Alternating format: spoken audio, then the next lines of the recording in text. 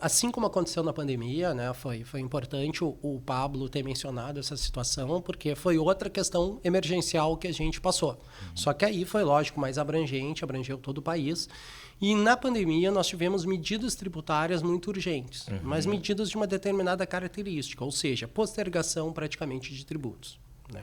E agora, basicamente, com um pouco mais de intensidade em alguns aspectos, a gente teve uma cópia, uma replicação do que aconteceu na planilha. Então, na pandemia, desculpe. Então, houve uma postergação dos tributos federais em 3 meses, Simples Nacional em 2 meses, né? Enfim, teve algumas medidas assim, suspensão dos atos de cobrança, de dívidas ativas, tudo isso.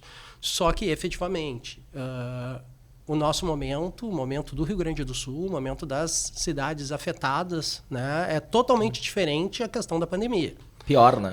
É muito pior, muito pior. Porque na pandemia foi uma diminuição da atividade operacional.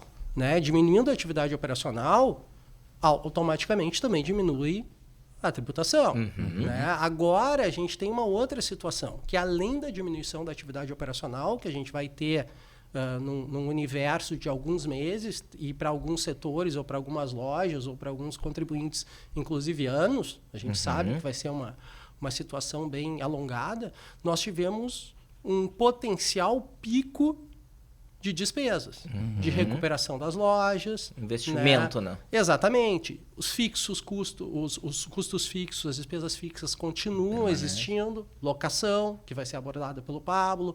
Questão dos empregados, ou seja, a folha de pagamento, que já foi abordada pelo Flávio.